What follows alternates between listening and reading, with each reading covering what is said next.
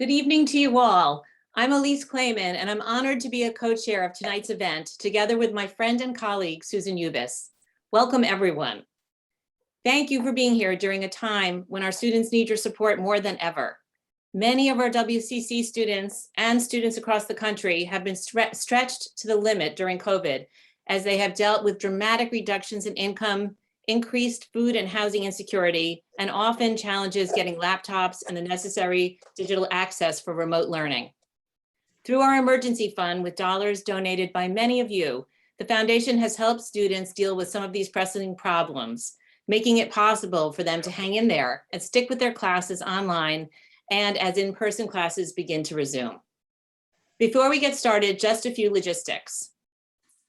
By now, you should be heating up your first course and entrees, following the instructions you will find at the bottom of the agenda in the program that was in your bags. We invite you to start your first course once it's heated up.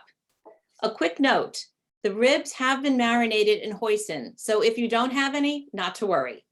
The pickled and fried onions go on the ribs after they are plated as a garnish.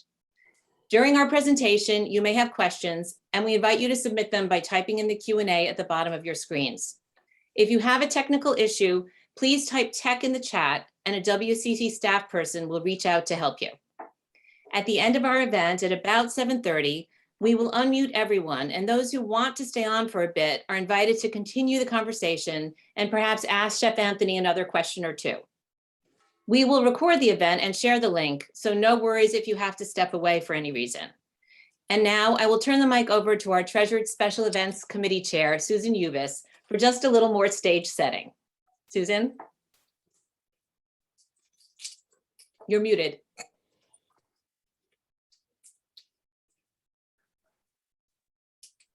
Sorry about that.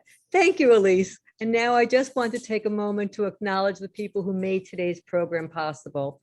Special thanks to our Celebrity Salons and Great Chefs Committee members who have once again joined forces to create a virtual mashup by pulling elements from each of these events for a kind of greatest hits series.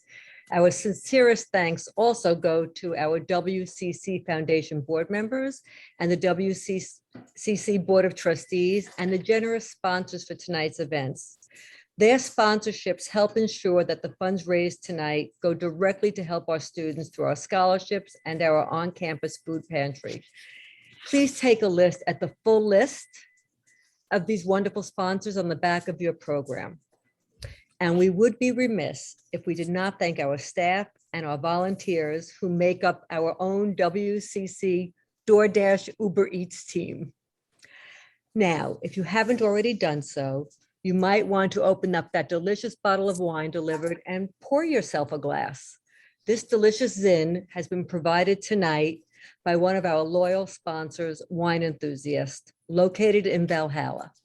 Wine Enthusiast has been a wonderful friend to the college and a great supporter of our Great Chefs and Celebrity Salon series. Now, allow me to tell you a little bit about WCC itself. Over 35,000 people take classes at WCC each year, making it Westchester's largest educational institution.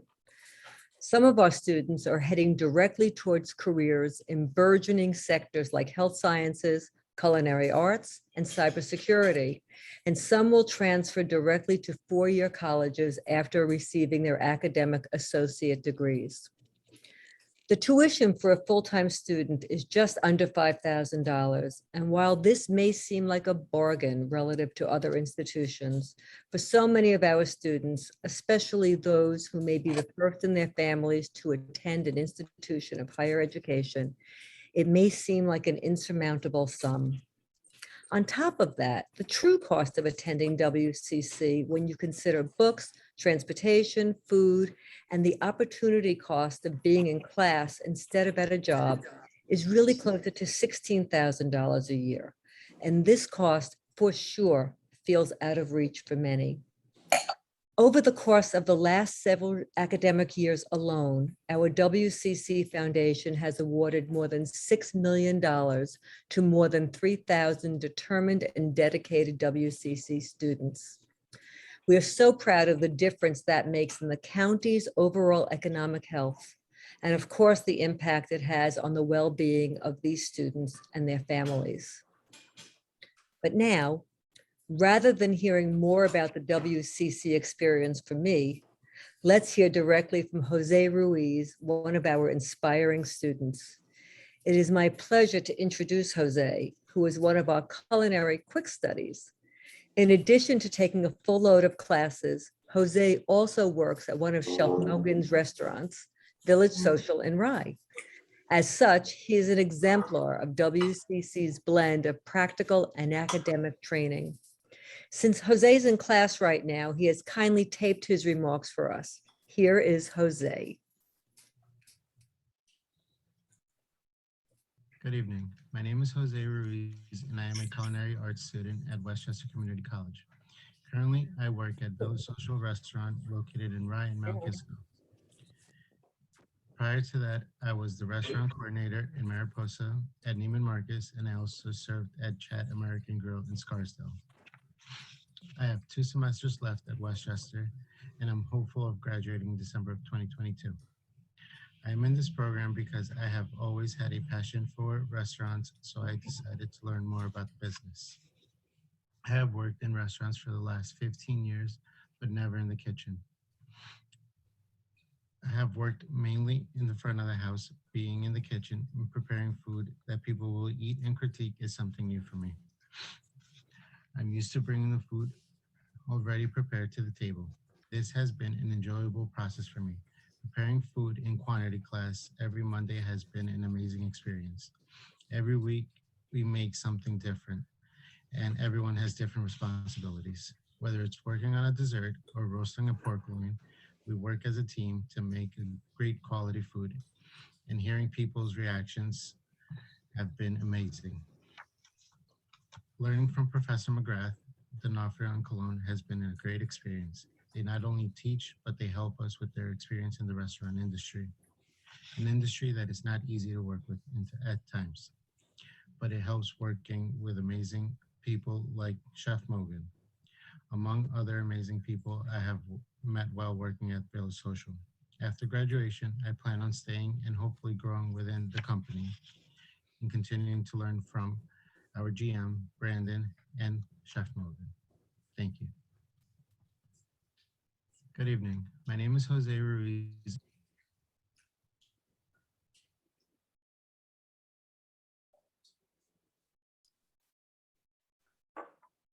Thanks so much to Jose for making time to create a video so we could hear his perspective and get a peek inside the terrific WCC culinary program. Food insecurity continues to be a growing problem on college campuses. An astounding and disturbing 30% of undergraduates here in New York State are affected. To meet the ongoing need and fight to end student hunger at WCC, more than $20,000 has been distributed to our students since the start of COVID, funneling funds from the Foundation's Grocery and Transportation Assistance Program. We are happy to report that our campus food pantry is open again and fully operational. A portion of the funds raised tonight supports that pantry. Our next guest tonight, Rachel Sumek, founder and CEO of Swipe Out Hunger, will talk to us about her organization's mission to alleviate hunger on campuses and her congressional advocacy to push the government to do more. The leading nonprofit addressing hunger among college students, Swipe Out Hunger has created a successful program allowing students to donate campus meals to peers facing food insecurity. Our wonderful colleague, Ruth Sussman, who we missed tonight, and who is our Great Chefs co-chair, is traveling, so she couldn't be here with us. But she sat down recently with Rachel to tape a short interview. Here's the video.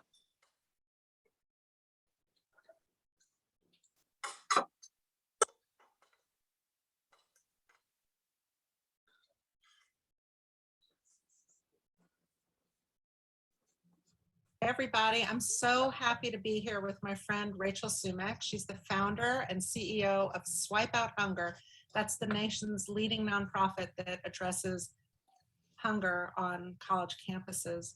And she's the architect of this bill called the Hunger Free Campus Bill. It has sent more than $70 million to colleges across 4 different states to fund anti-hunger programs on college campuses. And her work's been recognized in all these amazing places. But before we get into all of that and the policy work, I want to just welcome Rachel and ask her, how did you get started with this? Like, what is Swipe Out Hunger and how does it work? Thank you so much, Ruth. This is such an exciting opportunity to talk about hunger at our local community colleges and at Westchester. The issue of hunger is something that's always been proximate to me. I grew up in a home that relied on programs like SNAP, but those programs helped us achieve the American dream. And my parents never talked to me about what it took for us to get where we were now. So the stigma element of it was very clear to me once I did learn how important it is for us to be talking about this. So thank you to everyone who's here and talking about hunger and poverty, because only when we talk about them can we address the stigma and actually work on real solutions. So my pathway into actually being an activist on hunger happened when I was a college student at UCLA, and my friends and I had extra money in our meal plans, and we convinced our school to let us donate those credits to other students on campus who are hungry. Never anticipated this to go beyond UCLA, but now we've been able to replicate that program and other anti-hunger programs onto over 145 colleges across the US. So now I am very much a hunger advocate. It's an issue that I've really become a student of and work to bring more people into our movement.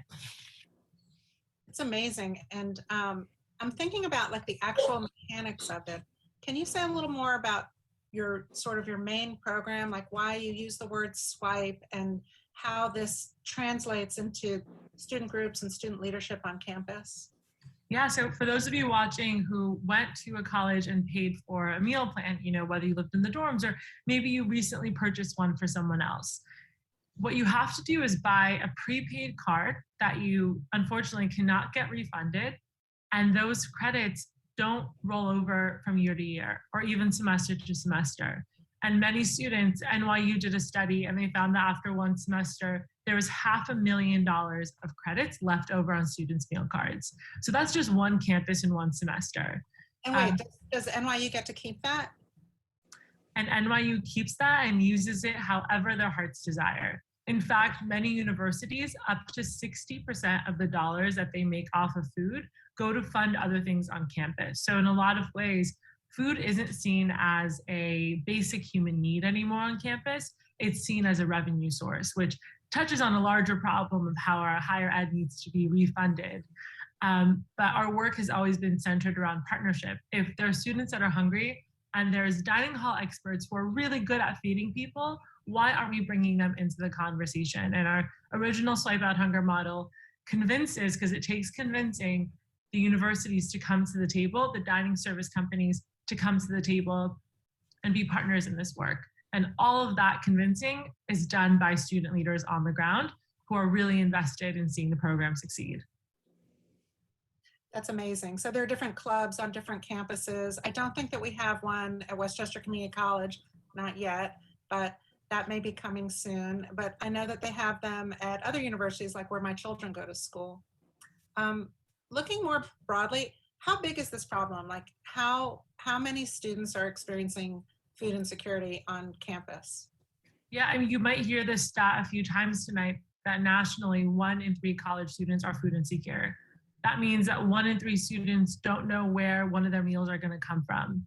And sometimes that number is shocking, and some of you might be skeptical of how can it really be that many people.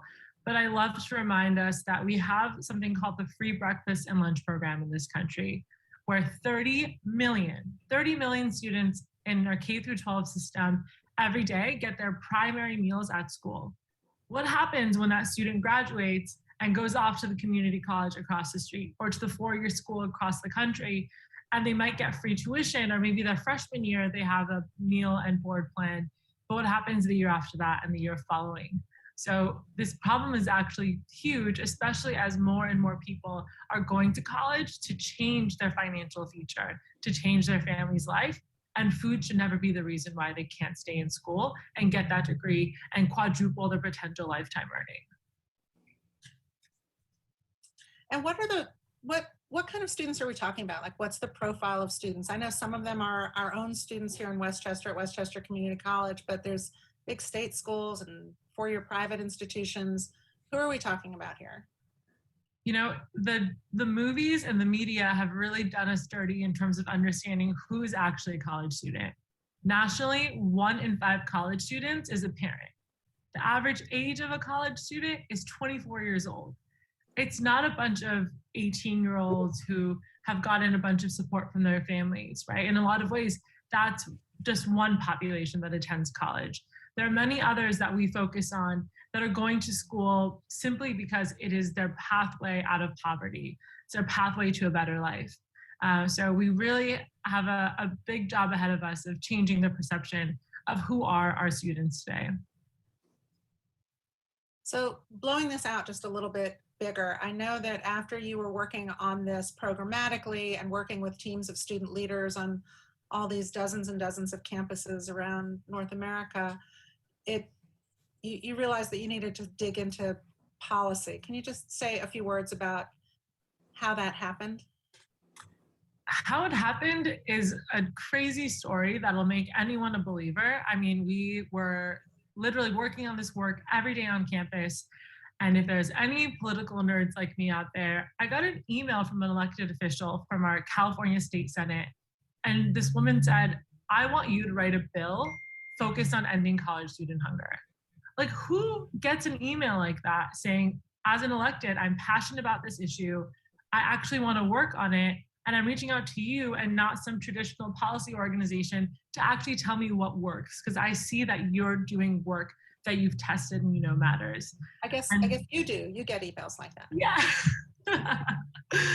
and to tell you that I wrote a bill on this very computer I'm talking to you from today that passed in California and has since passed in Minnesota, Maryland, and your neighbors over in New Jersey, that sent over $70 million to end hunger and has since been introduced in Massachusetts, in New York. We're working really hard. Please reach out to your assembly members and state senators. Let them know that you support the Hunger-Free Campus bill. This bill, what it actually does is send money to schools to do this work.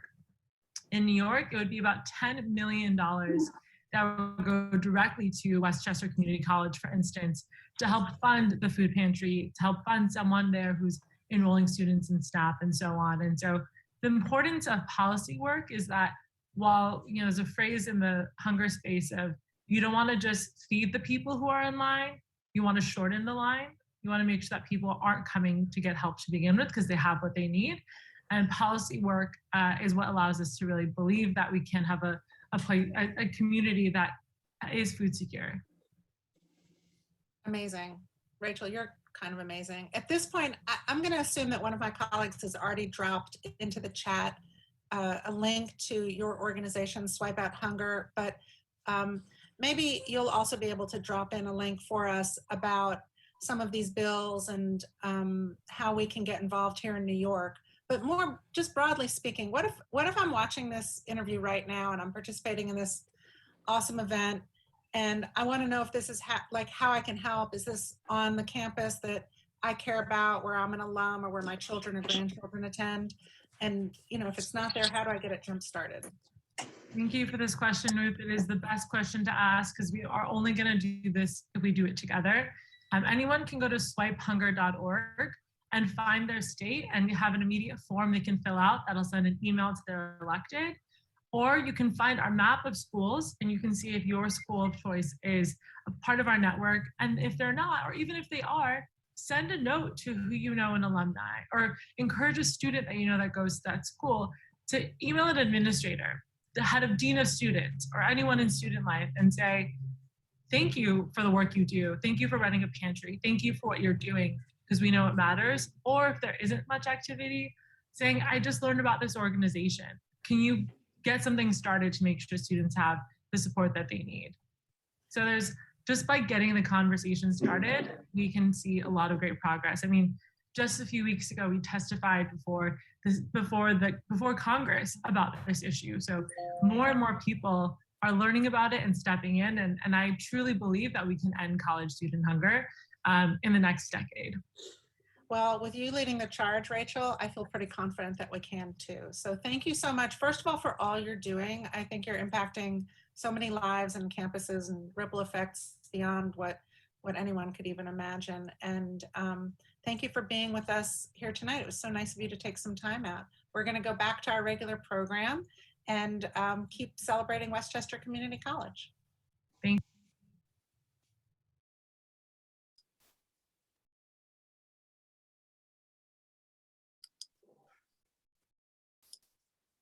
Thank you so much, Ruth and Rachel. It's so inspiring to learn about what you have created, what Rachel has created.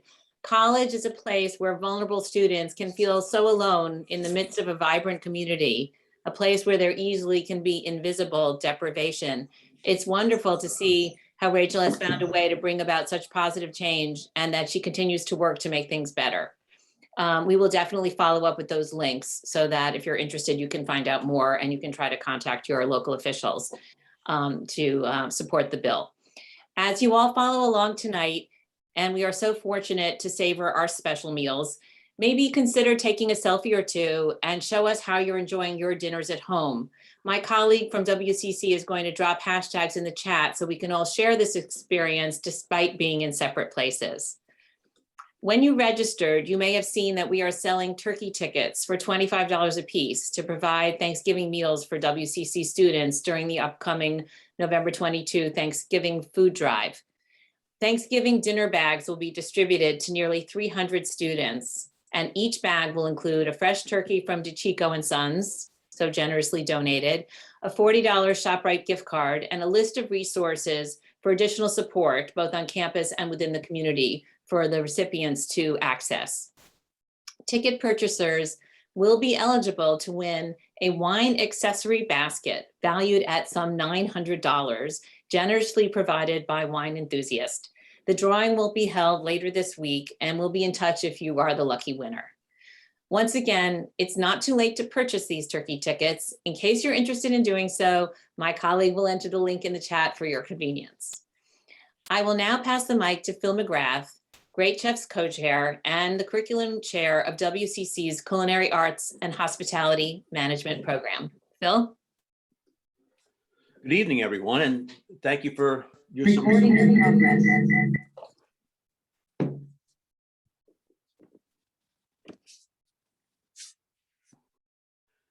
Good evening, everyone, and thank you for your support. Nights like this are special, not just for us, but for our students.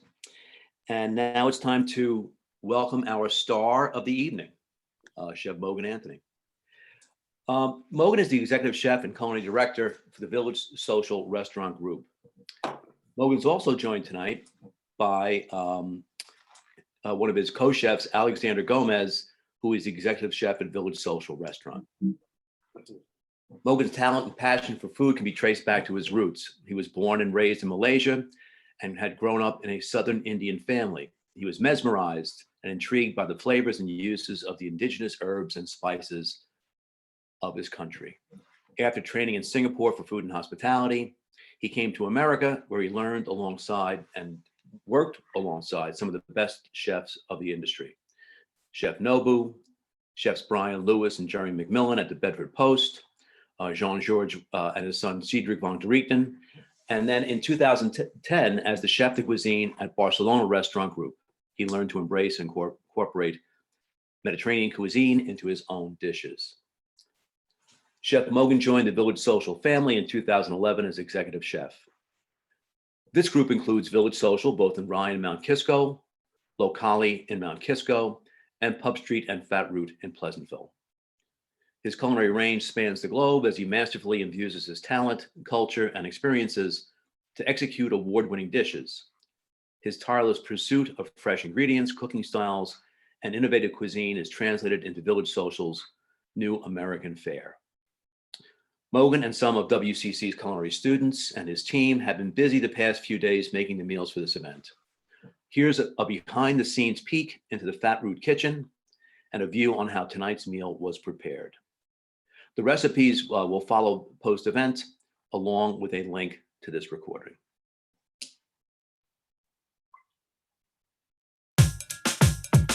Hey, my name is Chef Alex Gomez. I work for Fat Root in Pleasantville. Today we're gonna be making our famous chicken dumplings. We're gonna be using beef. However, you can use any type of protein you like, whether it's turkey, chicken, pork, vegetables. Right now, I'm gonna be mixing a little bit of soy sauce.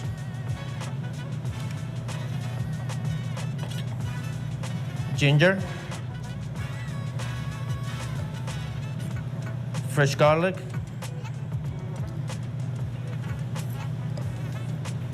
Scallions.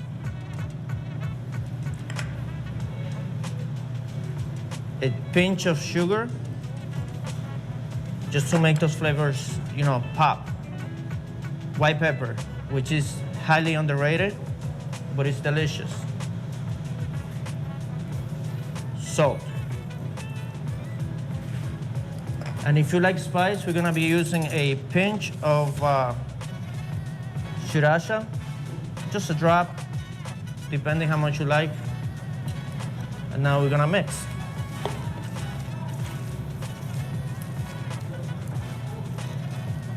Make sure that it's well mixed, so that way you can get all those flavors in.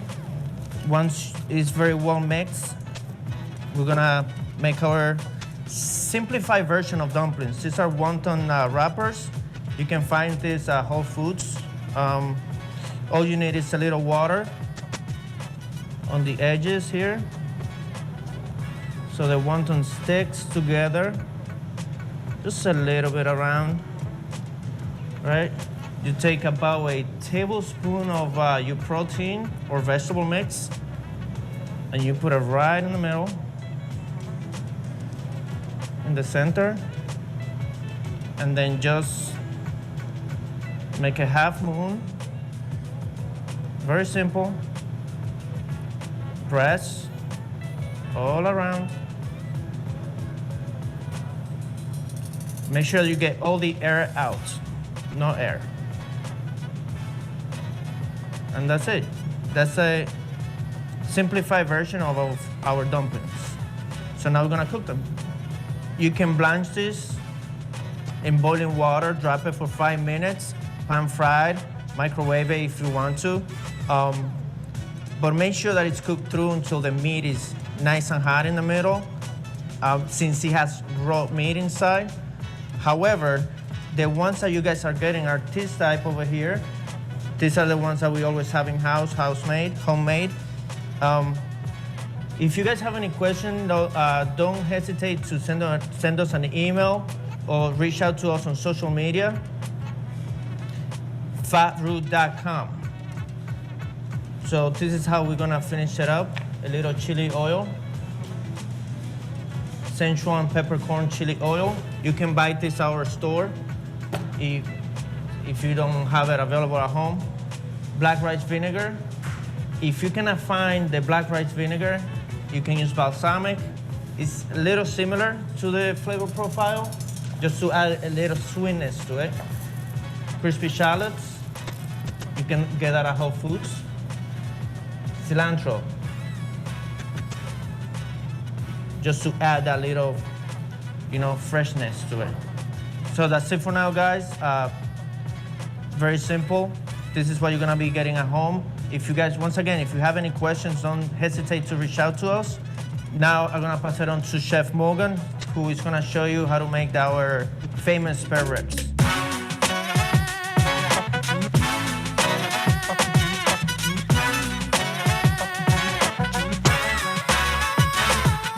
Thank you, Chef Gomez, for the demonstration.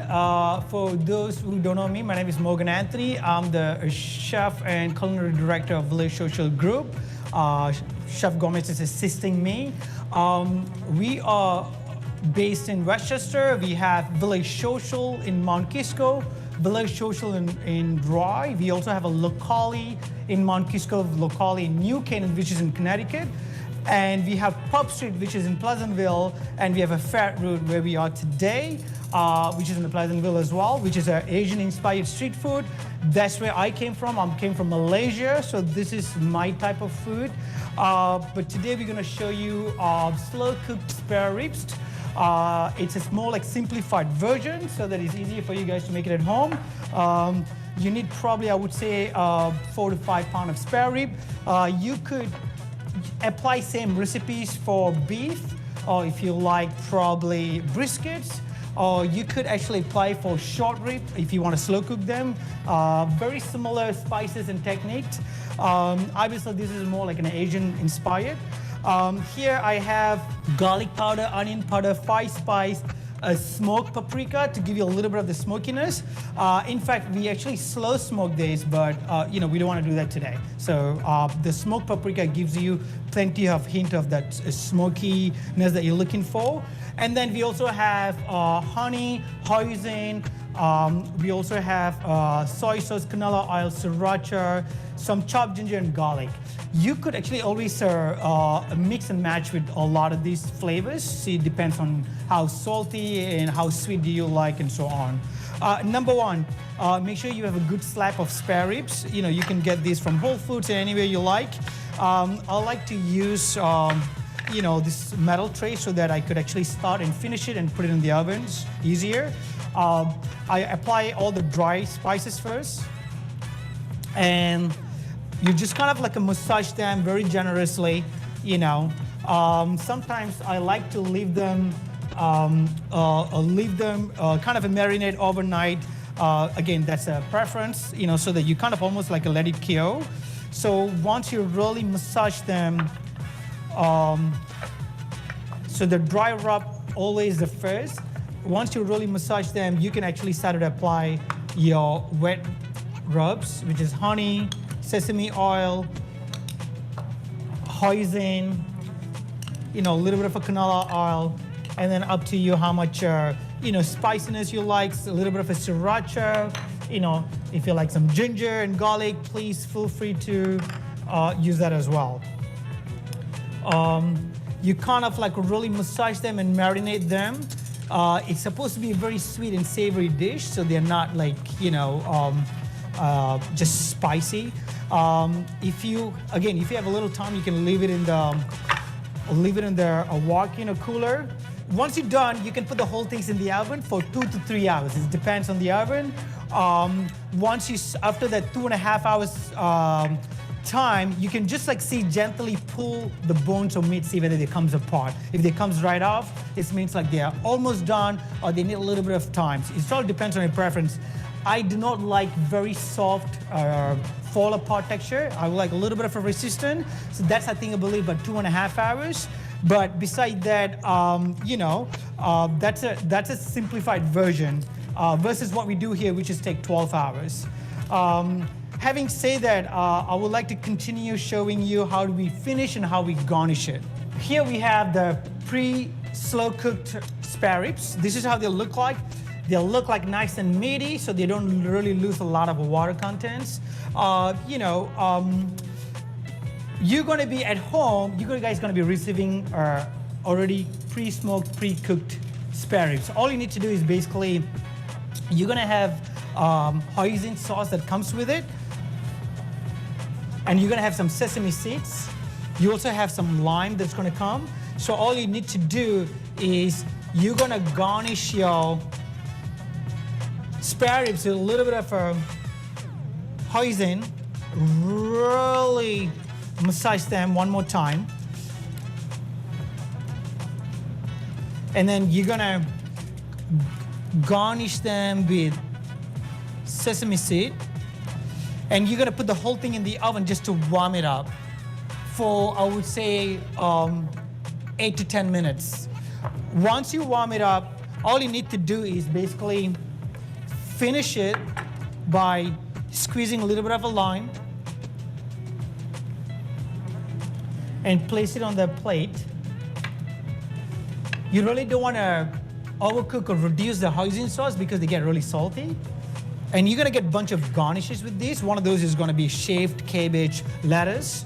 So all you need to do, you put some cabbage and lettuce, squeeze a little more lime. You will have a little bit of a sesame sauce, which is just to give a little flavor on the lettuce. And the last but not least, you're just gonna enjoy it.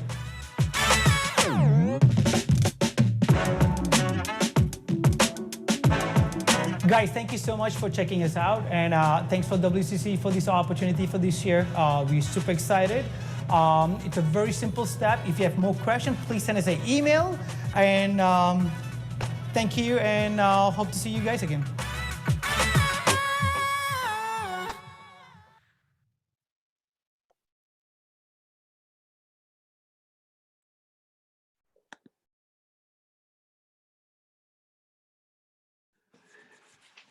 Thanks to you both. You made it all look so easy.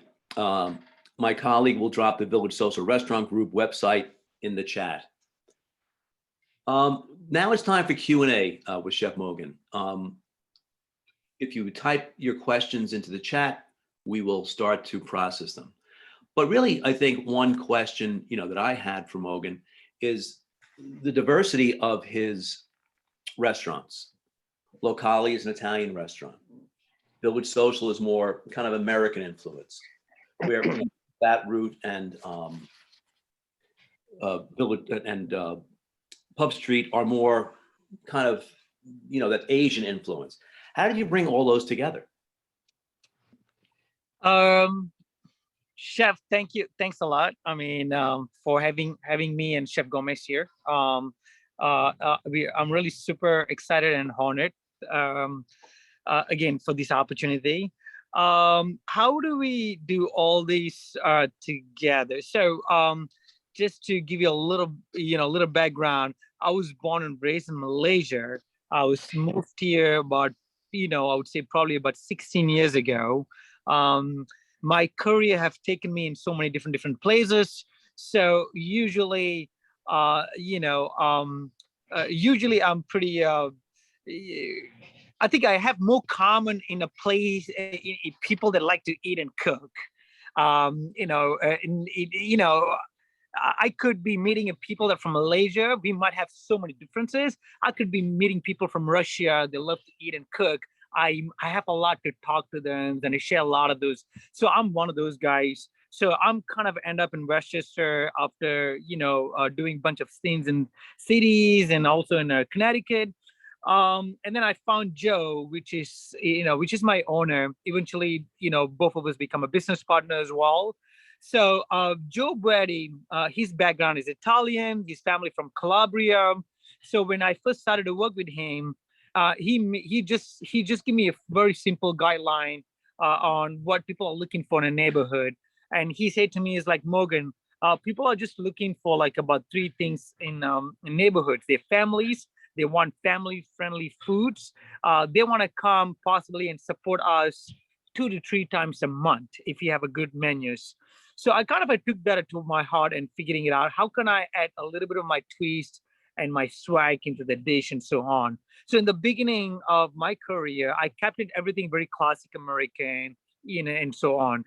But along the way, I started to just add on a little bit of a twist here and there.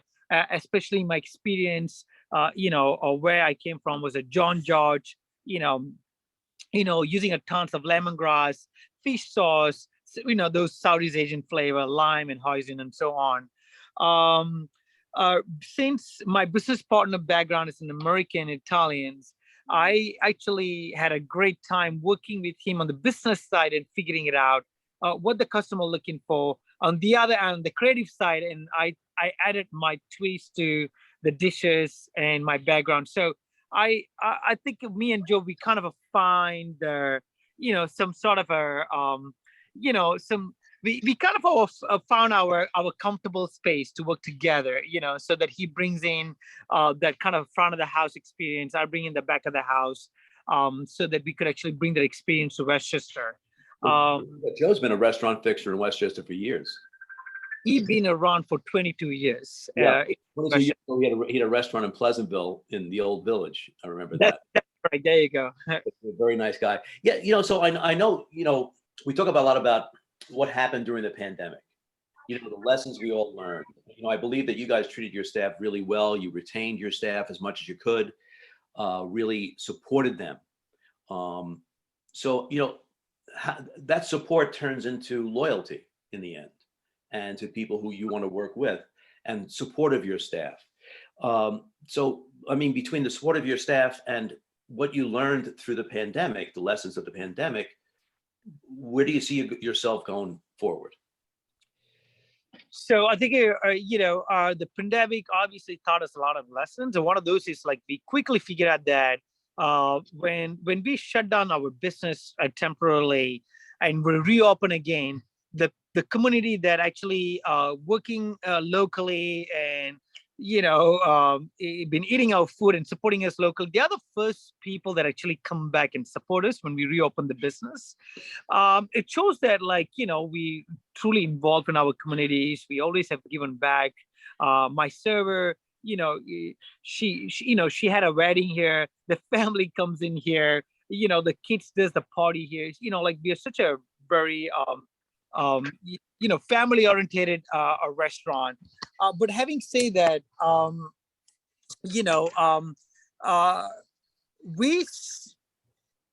the lesson that we learned, number one lesson that we learned, I think it's come down to people.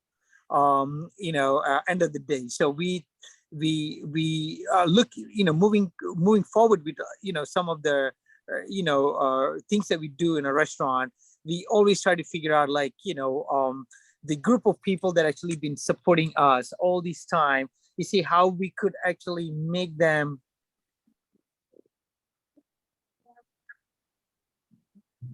Can you hear me? Yeah, we can hear you. Okay. So the group of people that have been supporting us all these times, Chef Phil, how we can actually move them up to the ladder. We send them to school. We actually promoted them within our companies. We have 6 restaurants.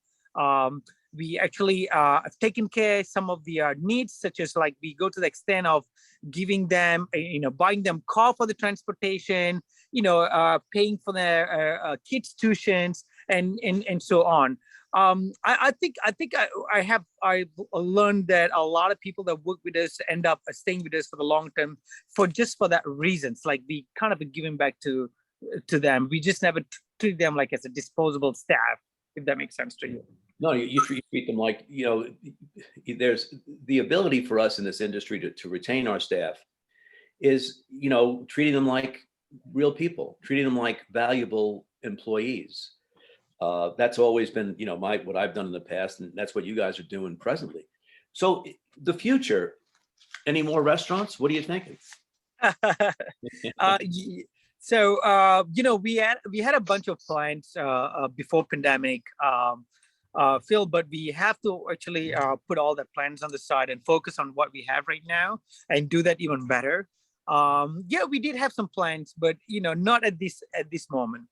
Yeah, no, it's a challenge, but I live in Pleasantville, and I drive by Wheeler Avenue at night on a Friday night, and both places are packed. That's right. We are grateful for that. Yeah, which is a testimony to, because a testament to you guys. Your reputation, not just in Pleasantville but throughout the county, is really impressive.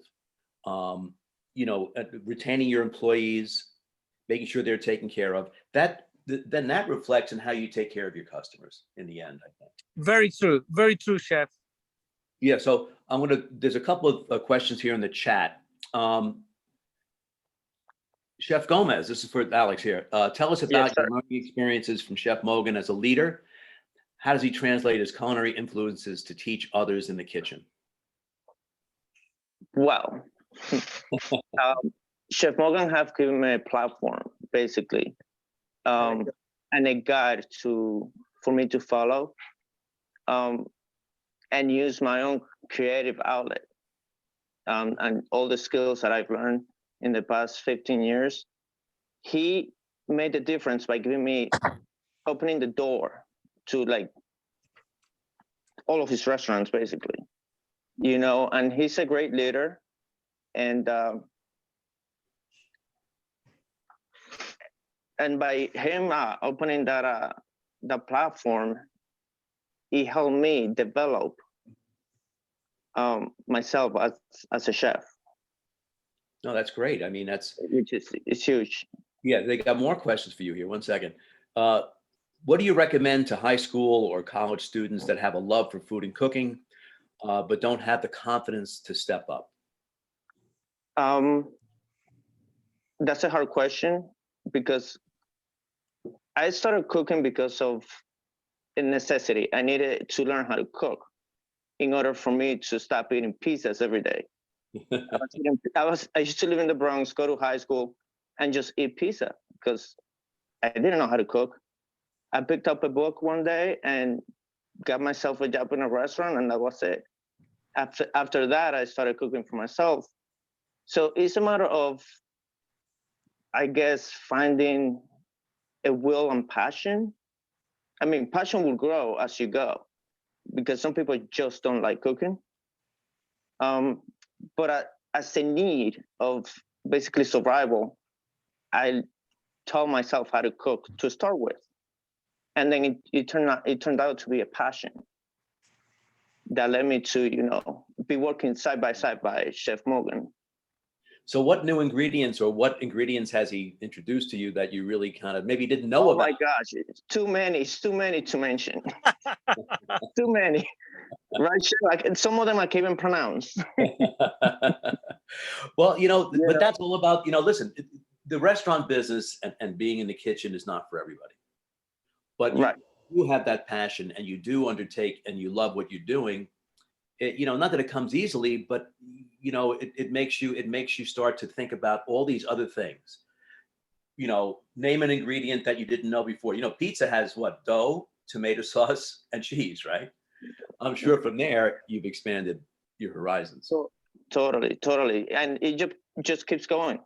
It's just Just like keeps going. like Chef Morgan said, we go out to eat sometimes to different restaurants just to try different things that we never tried before. And it's part of the constant development and growing. So there's another question, I guess, for both of you. What's going to be on your Thanksgiving table?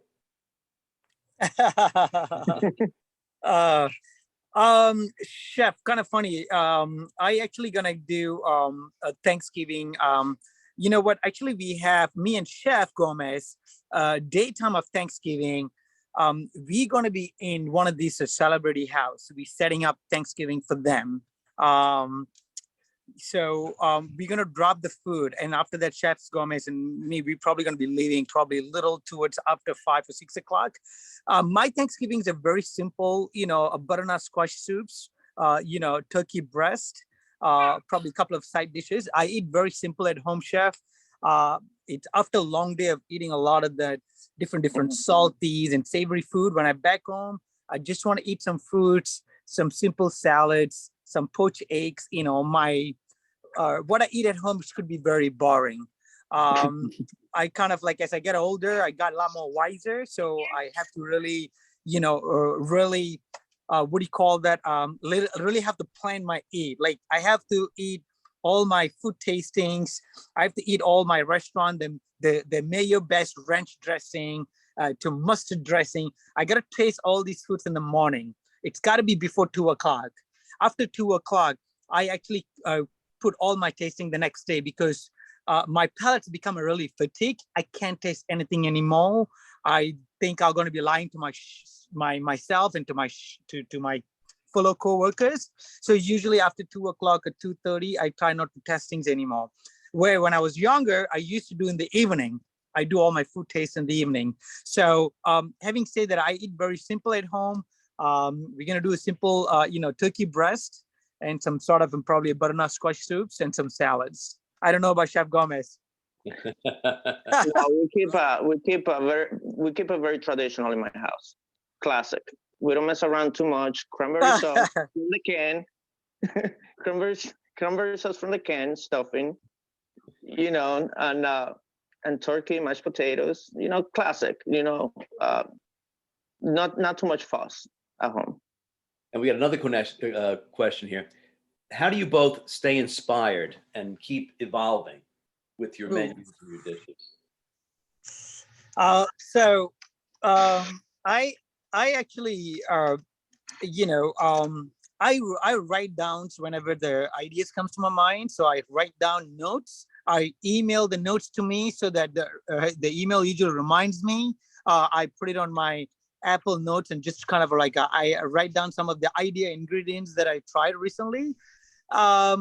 but I think most of them sometimes come to me or inspire me naturally.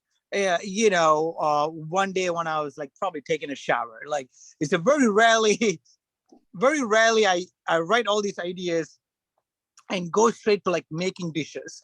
I'm gonna be lying to everyone. I think a lot of ideas once I write down, it's kind of a comes to me like, hey, you know what? I write down about this like, some sort of like a, this Sichuan flavored sauce and all these like different combination of flavor. Let me just put that. So usually it's kind of like a thing to me at the right time.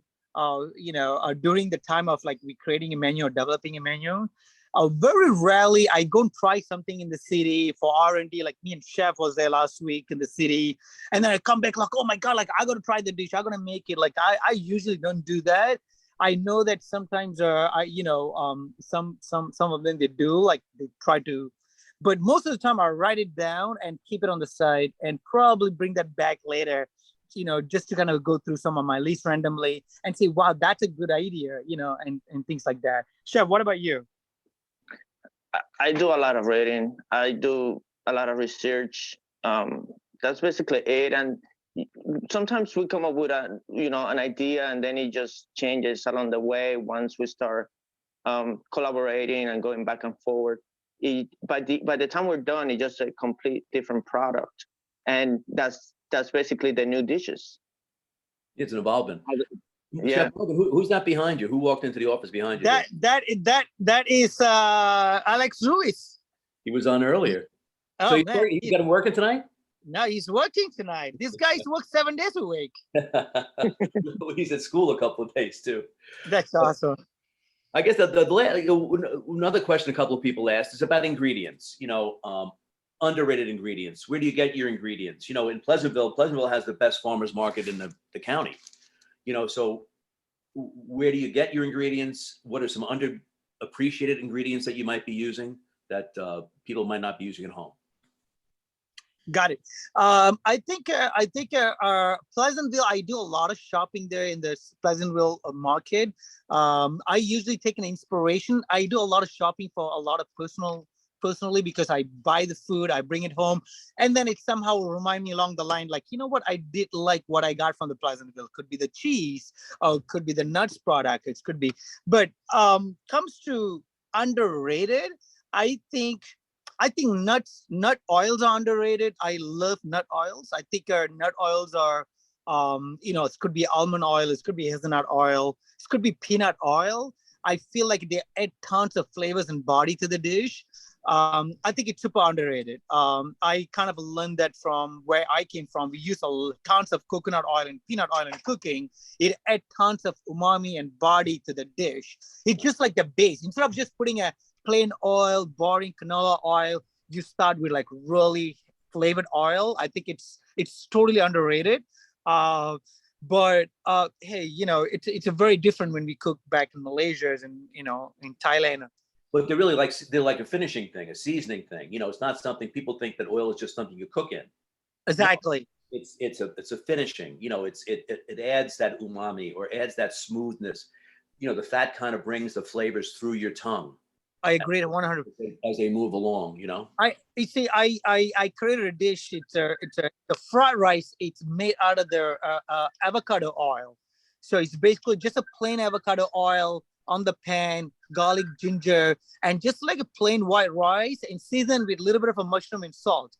The oil itself adds tons of bodies and flavors. People like underestimate what the oil can do. Yeah. So I like those flavored oils. I got one question from a 17-year-old aspiring chef. Oh, awesome. What is one really important piece of advice that you have for someone who would like to be a full-time chef? Awesome question. A piece of advice that I would say, if somebody wants to be a chef, I would probably suggest them to work in a restaurant, somebody that they know, just kind of like go and pick up, or working in a salad station, or just help them to prep, doing some sort of odd job in a restaurant first before decide to become a chef, get inspired by food networks and celebrity chefs. because the real grinds are very different. I'm gonna be honest to you, it's not a easy. I'm gonna be lying to you. During a pandemic time, it's a fun time to run the business of being a chef. I think we have to reinvent ourselves 100 times. So I think as a young, I don't want to put a dam on the young inspiring chef because I was there before. I would say probably if anybody want to advise me, I would say that probably go and find a job in a restaurant and probably do something that really in a ground level and see whether they will like it or not. Yeah, I guess, and then come to WCC, right? Chef, you're a pretty good salesman. And we got one last question. Sure. Our on-campus food pantry works closely with Feeding Westchester. Can you tell us anything about your work with Feeding Westchester? What we have done on Feeding Westchester, you know what, Chef? So we have done a bunch of charity Feeding Westchesters, and we did we sponsored. I was the first one did the a million gallon soup. Yeah. Exactly. Yeah, we did that for the Westchester as well. We used all our fresh fruits and creams and fresh vegetables to make the soup and pass it to wherever they needed. So we had a great time doing that with Louis Lanza's team. You know what, Chef? I think a personal level, when we closed a restaurant or 5-6 restaurant, we closed actually in the middle of the week. We had tons of food sitting in our walk-in and the refrigerator. What we did was, instead of try to just giving it away food for everybody, we said to our staff, we said, like, listen, guys, we're gonna freeze all these fresh foods. You guys gonna come and shop here, just like your own kitchen anytime. And I told all my staff, whenever they're hungry, they can walk into my kitchen and just call me. I'll make sure that we have a key hiding somewhere. They can walk in through the back door. They open up the back door, walk right into our freezer and walk in the kitchen and take food, whatever they needed. We closed a bunch of our restaurant as long as 5 months, you know what I mean? And some of the restaurant we closed for like 2 to 3 months. So we give back to that communities and the people that work with us. We just, we can't see them going hungry. So we use our restaurant for them to come back and help themselves with the foods. And that was one of the best things that we actually ever done. And for those who are a little older, I deliver the food for them personally to them from a restaurant, because we're not a very big, like restaurants are nickel and dime business. So we couldn't just keep everybody in payrolls. And we know that most of the people also, they're not really qualified for some of the, some of the benefits that, the paycheck protections that available. So what we did was like, listen, we don't want them to go hungry. They there was a lot of tons of help for them to pay the rent. Let's just give them the food. So we were a really big part of that. And instead of like try to, dilute the whole things, we focus on our staff first, and I have the staff to bring it to their family members and so on. Sure. No, that's great. Listen, they're giving me a little 2-minute warning here. Sure. So what they're telling me, Mogan and Alex, you guys can stay around a little while after? Sure. Because we're going to wind up the program, and then we may have some people who may stick around later to ask you some more questions. If that's okay with you. Oh, yeah, of course. Yeah, sounds good. I'm going to hand it back to Susan and Elise. Wonderful. Thank you so much. Thank you, Phil, and thank you so much to both chefs. We really appreciate your taking the time to talk to us. You just got muted again, Elise. There you go. Okay, I'm going to say that again. Sorry if some of you heard part of it. Thank you so much to all of our speakers. We really appreciate your taking the time to talk to us and guiding us behind the scenes into your worlds. And wonderful what you did during the pandemic, really, really inspiring. Thank you again to all of you, our dinner guests, for attending. Your attention and generosity means so much to our students and to the whole WCC community. We hope you've had a great time tonight. And if you're able to do so, we ask that you consider making an additional donation to the foundation. The link is in the chat. Thanks in advance for any contributions. And again, thank you for being here. One more thank you also to everyone at the college, and especially to Sue Mackey and Jess DeNiro. Without the two of them, this evening simply would not be possible. Susan? Thank you, and thank you for a delicious meal. We hope to see you at our next events. Keep your eye on your inbox for details about our January 9th event with Will Shorts, New York Times puzzle master and NPR host, and February 6th with Andrew Carroll, historian and caretaker of an incomparable collection of wartime missives from the front lines, including a trove of old-fashioned love letters written by soldiers to their sweethearts back home, just in time for Valentine's Day. If you have a little time right now, you're invited to our Zoom after party. We will stay on this link for another 15 minutes or so with our featured speakers. With the WCC staff, please unmute us, and of course, stop recording, please. Bear with us for a minute or so while we make you all seeable and hearable.